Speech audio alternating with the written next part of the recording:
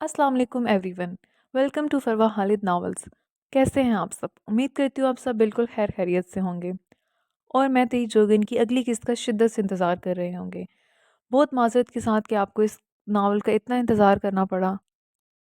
अब आपको हर रोज़ इस नावल की किस्त ज़रूर मिला करेगी।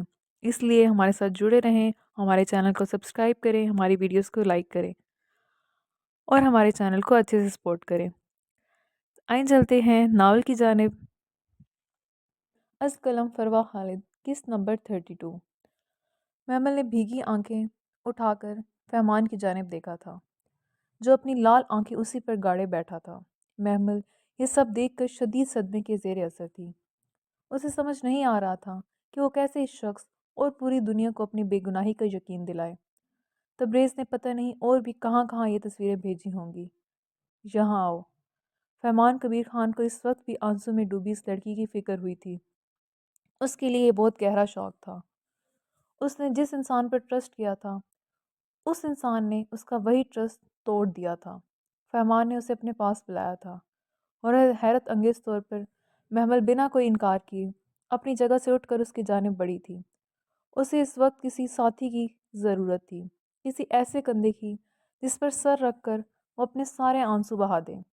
और इस वक्त फहमान कबीर खान से ज़्यादा मजबूत और ताकतवर कंधा कोई नहीं हो सकता था। उसके करीब पहुंचते ही फहमान ने उसकी कलाई थाम कर उसे अपनी जानिब खींच लिया था। वो इस वक्त सिंगल सोफे पर बैठा था। महमल उसके सीने पर गिरी वहीं चेहरा छुपाती फूट फूट कर रोती थी। ये सब झूठ है। तबरेज़ आलम ने बार बार मुझसे मोहब्बत और शादी करने का इजहार किया था, मगर मैंने कभी उसे अपने करीब आने की इजाज़त नहीं दी। एक दो बार उसके साथ उसके रूम में गई थी, लेकिन सिर्फ उसके खिलाफ सिर्फ आपके खिलाफ कोई बहुत सीक्रेट प्लानिंग करने के लिए, जो मैं अपने घर या कहीं बाहर नहीं कर सकते थे। हम होटल रूम में तो हम 5 फ्रेंड्स एक साथ गए थे, जिनमें हम 3 फीमेल्स और 2 मेल्स थे। और वहाँ भी हमने सिर्फ काम से रिलेटेड सब कुछ डिस्कस किया था। आपने हमें जो रूम से निकलते देखा था, वो वैसा नहीं था जैसा आप समझ रहे थे। रूम में अंदर बाकी लोग भी मौजूद थे। तबरेज़ मुझे सिर्फ मेरी गाड़ी तक सी ऑफ करने गया था, क्योंकि मुझे बाबा की तरफ से रात बाहर रुकने की इजाज़त नहीं थी। मैं अपने बाबा की कसम खाकर कहती हूँ, मैं बिल्कुल सच बोल रही हूँ। मैं बदकिरदार नहीं हूँ। तबरेज़ मेरे बारे में आप तक और बाकी न जाने किस किस को क्या क्या कहता रहा है, मैं नहीं जानती। मगर मैं इतना जानती हूँ कि इन तस्वीरों में मैं नहीं कोई और लड़की है। महमल कुरैशी हिचकियों में रोते अपने बाकिरदार होने की गवाही दे रही थी। आज तक जिस इंसान से वो नफ़रत का इजहार करती आई थी, आज उसी के सामने गिड़गिड़ाती वो अपनी पाकबाजी का यकीन दिला रही थी। रिलैक्स महमल। फहमान ने सोफे के पुश से टेक लगाए बैठा उसके गिर्द अपने बाजुओं का हिसार मजबूती से कायम किए बैठा हुआ था। महमल की यह हालत देख फहमान की मुठ्ठियां सख्ती से भींची हुई थीं। वो इसी वजह से महमल को ये सब नहीं बताना चाहता था। आज तक इशारों और दबे लफ्ज़ों में उससे सारी बातें समझाता वो उसके सामने बुरा बनता आया था, क्योंकि वो उसे इसी अज़ियत से बचाना चाहता था। मगर आज वो ये सब उससे नहीं छुपा पाया था, क्योंकि उसकी बीवी को बिना सबूत उसकी बात पर यकीन ही नहीं था। महमल पूरी तरह उसके सीने में छुपी उसकी गोद में समाई हुई थी। वो मुसलसल रोते उसे अपनी बेगुनाही का यकीन दिला रही थी, जब अचानक वो ये सदमे और अजियत बर्दाश्त ना कर पाते फहमान के सीने पर एक जानब लढ़क गई थी। फहमान उसे बाहों में भरता बेडरूम की जानिब बढ़ गया था। उसके नाजुक वजूद को बेड पर लिटाते फहमान उसके गिर्द कम्बल उड़ाता उसके करीब कुर्सी रख कर बैठ गया था। उसे आज एक बहुत ही ज़्यादा अहम मीटिंग करनी थी, मगर वो महमल को इस हालत में अकेला छोड़कर नहीं जा सकता था। उसने महमल की छोटी बहन मिनहा को कॉल करके वहाँ बुलवा लिया था, जो उसे महमल से कहीं ज़्यादा मैच्योर और समझदार लगती थी। फहमान भाई, आप आराम से अपने काम पर जाएं। मैं आप ही का बहुत अच्छे से ख्याल रखूँगी और उनकी तबीयत के बारे में आपको इन्फॉर्म करती रहूँगी। मीना फहमान का फिक्रमंद चेहरा देख उसे तसल्ली देते बोली थी। फहमान के रूम से निकलते ही मीना महमल के पास आई थी। महमल ने मीना को अपने पास महसूस करते आंखें खोल दी थीं। وہ ہوش میں تو کچھ دیر پہلے ہی آ چکی تھی، مگر پیمان کا سامنا کرنے کی ہمت نہیں تھی اس وقت اس میں، اس لیے وہ جان بوجھ کر آنکھیں موندے پڑی رہی تھی۔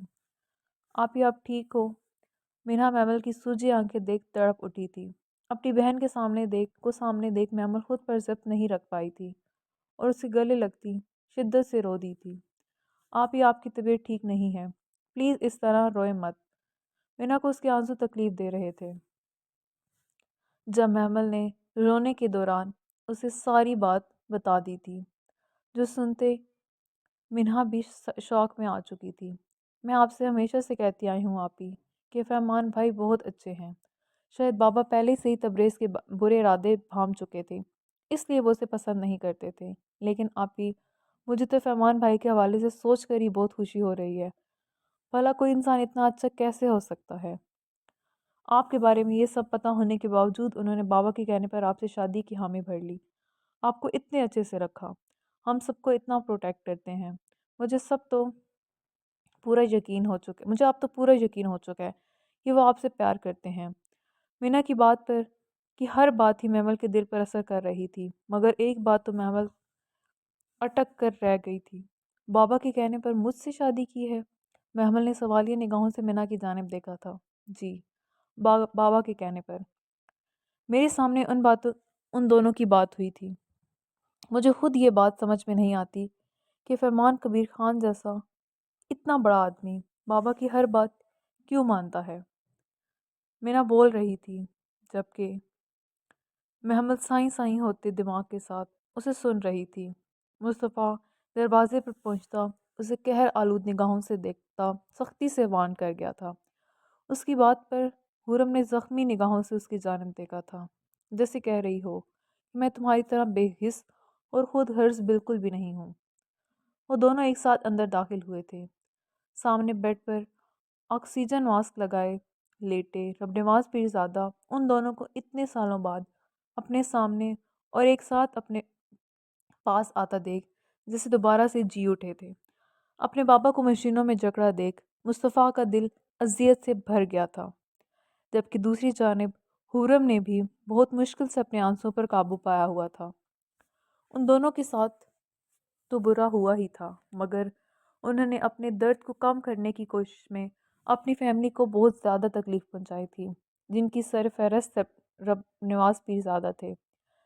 بڑے پاپا آپ جلدی سے ٹھیک ہو جائیں، آپ جو کہیں گے آپ ویسا ہی ہوگا، کبھی آپ کو چھوڑ کر نہیں جاؤں گی، ہمیشہ آپ کے سامنے رہوں گی، مگر پلیز ٹھیک ہو جائیں۔ حرم ان کا ہاتھ تھام کر ان پر اپنی لب رکھتی چہرے پر بہت دکھتوں سے مسکراہٹ سجائے بولی تھی۔ رب نواز پیرزادہ ہاتھ بڑھا کر اپنے چہرے سے ماسک ہٹا دیا تھا۔ وعدہ کرو دونوں، اب ہم سب کے ساتھ پیرزادہ مینشن میں ہی رہو گے، وہ بھی ایک ساتھ، لڑائی جھگڑا نہیں کرو گے۔ رب نواز پیرزادہ ان دونوں سے مخاطب تھے۔ مصطفیٰ پتھریلی نگاہوں سے یہ سب دیکھتا خاموشی سے ان کے پاس کھڑا تھا۔ رب نواز پیرزادہ کی سوالیہ نگاہیں مصطفیٰ کی جانب اٹھی تھی، جنہیں اب بھی واپس پیرزادہ مینشن لوٹنے اور حرم کے ساتھ رہنے پر زمان نہیں لگ رہا تھا۔ میں وعدہ کرتی ہوں آپ سے، اب آپ جو کہیں گے وہی ہوگا، ہم دونوں ایک ساتھ رہیں گے۔ اب کی بار بھی جواب حرم کی جانب سے ہی آیا تھا۔ آپ بالکل ٹھیک ہو جائیں بابا، وہی ہوگا جو آپ چاہیں گے، میں اب آپ کو کبھی چھوڑ کر نہیں جانے والا، ہم دونوں ایک ساتھ رہیں گے۔ مصطفیٰ پیرزادہ کے لیے اس کی فیملی سے بڑھ کر کچھ نہیں تھا۔ اپنی انا اور اذیت کو ایک طرف کرتے اس نے حرم کی گرفت میں موجود رب نواز پیرزادہ کے ہاتھ کو تھامتے وعدہ کیا تھا۔ مصطفیٰ کی مضبوط ہتھیلی کا لمس اپنے ہاتھ میں محسوس کرتے حرم کا دل زور سے دھڑکا تھا۔ وہ حامی تو بھر چکی تھی، مگر کیا اس شخص کے ساتھ رہ پانا اس کے لیے اتنا آسان ہونے والا تھا؟ ان دونوں کی دی جانے والی رضامندی پر رب نواز پیرزادہ کی ہونٹوں پر پرسکون سے مسکراہٹ بکھر گئی تھی۔ ان کی حالت آہستہ آہستہ خراب ہو رہی تھی، مگر اپنے لاڈلے بیٹے اور بہو کو سامنے دیکھ ان کی اذیت میں کمی آنی شروع ہو چکی تھی۔ وہ دونوں باہر آ چکے تھے۔ حرم اس وقت سب لوگوں کو اجنبی سے محسوس ہو رہے تھے۔ جب کچھ گھنٹے مزید گزرنے کے بعد انہیں رب نواز پیرزادہ کے خطرے سے باہر ہونے کی خبر سنا دی گئی تھی، سب لوگ ایک دوسرے کے گلے لگ رہے تھے۔ حرم ایک کونے میں کھڑی اس خوشحال خاندان کو دیکھ رہی تھی، جس میں وہ اب بالکل انفٹ تھی۔ مصطفیٰ پیرزادہ کو سب لوگ بار بار ملتے اس کے واپس لوٹ آنے پر بے پناہ خوش تھے، جبکہ خرم کے گزرے سالوں رکھے گئے رویے کی وجہ سے کوئی اس کے قریب بھی نہیں آیا تھا۔ خرم وہاں سے جانے کا ارادہ رکھتی پلٹی ہی تھی جب ایک پکار نے اس کے قدم روک لیے تھے۔ اپنی بڑی ماما سے نہیں ملے گی میری گڑیا؟ زینت بیگم کی ممتا بھری آواز پر خرم مزید ایک قدم بھی آگے نہیں بڑھا پائی تھی۔ وہ جھٹکے سے پلٹی تھی اور اپنے پیچھے باہیں پھیلائے کھڑی زینت بیگم کے سینے میں سما گئی تھی۔ مجھے معاف کر دیں بڑی ماما۔ خرم کو ان کی آغوش میں اپنی ماں کے جیسا لمس محسوس ہوا تھا اور نہ جانے کتنی ہی دیر ان کے سینے سے لگی رہی تھی، جب باری باری باقی سب بھی اس کے قریب آتے اسی محبت سے اسے ملے تھے۔ وہ جو دل برداشتہ ہو کر وہاں سے جانا چاہتی تھی۔ اپنوں کی اس محبت اور اپنائیت نے خرم پیرزادہ کے واپس سے پتھر ہوئے دل کو موم کر دیا تھا۔ خرم کو شدت سے اپنی غلطی کا احساس ہوا تھا کہ وہ ایک شخص سے اپنی نفرت اور انتقام لینے کے چکر میں اتنے سارے لوگوں کو اذیت سے دوچار کرتی آئی تھی۔ وہ مصطفیٰ پیرزادہ سے اپنی نفرت اب بھی نبھانا چاہتی تھی، مگر ان سب پیارے لوگوں کو تکلیف اور اذیت سے دوچار کیے بغیر سب سے ملتی اس کی نگاہوں سے میر مصطفیٰ پیرزادہ کو ڈھونڈا تھا، جب اسے وہ کچھ فاصلے پر کھڑا کال کرتا دکھائی دیا تھا۔ اسی لمحے مصطفیٰ نے بھی نگاہیں اٹھا کر اس کی جانب دیکھا تھا۔ دونوں کی نگاہوں میں ایک دوسرے کے لیے شعلے بھڑک رہے تھے، جو ایک دوسرے کو جھلسانے کے لیے بالکل تیار تھے۔ آنے والا وقت ان دونوں کی نفرت کا رخ کس جانب موڑنے والا تھا، اس بات سے ابھی ان میں سے کوئی بھی واقف نہیں تھا، مگر ایک جانب کھڑی جویریہ بیگم اس خاندان کو ایک بار پھر سے ایک ہوتا دیکھ اندر سے جل بھن چکی تھی۔ ان سب کو اندازہ بھی نہیں تھا کہ ان سب کی خوشیوں پر پڑنے والا کالا سایہ ان کے بیچ ہی موجود تھا۔ شاویر سلطان کے معاملے میں اس کی تمام حیثیت بہت تیز کام کرتی تھی۔ اسے محسوس ہو رہا تھا جیسے کچھ غلط ہونے والا ہے۔ وہ شاویر کو روکنے اس کے پیچھے بھی گئی تھی، مگر تب تک وہ حویلی سے نکل چکا تھا۔ ناوے کی حالت خراب ہو رہی تھی، جب کچھ دیر بعد جو خبر اسے ملی تھی اس خبر نے اناوے کے حواس چھین لیے تھے اس سے۔ شاویر سلطان کی گاڑی پر فائرنگ ہوئی تھی۔ وہ بہت بری طرح سے زخمی ہوا تھا۔ اناوے کو یہاں سے جانے سے پہلے اسی کہی بات یاد آئی تھی۔ آج مجھے تمہاری شدت سے ضرورت پڑنے والی ہے ڈاکٹر صاحبہ، میرے پاس رہنا اور اپنی نفرت سائڈ پر رکھ کر میری جان بچا لینا، کیونکہ میں ابھی مرنا نہیں چاہتا، تمہارے ساتھ زندہ رہنا چاہتا ہوں۔ شاویر کے کہے الفاظ اس کے کانوں میں گونج رہے تھے۔ تو کیا وہ پہلے سے جانتا تھا کہ اس پر حملہ ہونے والا ہے؟ اگر ایسا تھا تو اس نے اپنے بچاؤ کے لیے کچھ کیا کیوں نہیں تھا؟ اناویہ معاف ہوتے دماغ کے ساتھ اس وقت ہوش میں آئی تھی جب اسے دروازے پر زوردار دستک سنائی دی تھی۔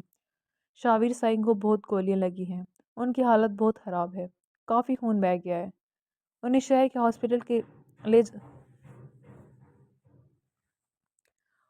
کے ہاسپٹل لے جانے کا ٹائم نہیں ہے۔ آپ کو جلدی سے ہمارے ساتھ آنا ہوگا۔ اس وقت اس گاؤں میں سب سے قابل ڈاکٹر آپ ہی ہیں، صرف آپ ہی سائیں کا آپریشن کر کے ان کی جان بچا سکتی ہیں۔ ہمارے ساتھ چلے بی بی سائیں، شاہ سائیں کو اس وقت سب سے زیادہ ضرورت آپ کی ہے۔ ناوے کی دروازہ کھول کر باہر نکلتے ہی اسے شاویر کا خاص آدمی روتا گر گراتا نظر آیا تھا، جس کے پورے کپڑے خون سے بھرے ہوئے تھے، جس کی پریشانی سے صاف ظاہر تھا کہ شاویر کی حالت اس وقت کس قدر خراب تھی۔ اس کے پیچھے ناوے کو ٹوٹی پھوٹی حالت میں مہروز بیگم بھی کھڑی نظر آئی تھی، جن کی آنکھوں میں اس کے لیے شاویر سلطان کو بچا لینے کی فریاد تھی۔ اناوے کی آنکھوں سے نکلتے آنسو نے سامنے کا منظر بالکل دھندلا دیا تھا۔ وہ پہلے بھی اپنی دل کی کیفیت سے بہت اچھے سے واقف تھی۔ اسے بہت اچھے سے علم تھا کہ وہ شاویر سلطان سے کس قدر محبت کرتی ہے، مگر آج تو اسے اس بات کا بھی شدت سے احساس ہو چکا تھا کہ وہ شاویر سلطان کے بغیر نہیں رہ سکتی تھی، چاہے لڑتے جھگڑتے ہی صحیح، مگر وہ اس کے ساتھ ہی رہنا چاہتی تھی۔ جاری ہے۔ جی پیارے ریڈرز، کیسی لگی آپ کو ہماری آج کی قسط؟ کمنٹ سیکشن میں اپنی رائے کا اظہار ضرور کیجیے گا۔ اب ایپیسوڈ ریگولر پوسٹ ہوں گی، ہمارے ساتھ جڑے رہیں اور ہمارے چینل کو سپورٹ کرتے رہیں۔ تو ہمیں یاد رکھیے گا، اپنا بہت سارا خیال رکھیے گا۔ خدا حافظ۔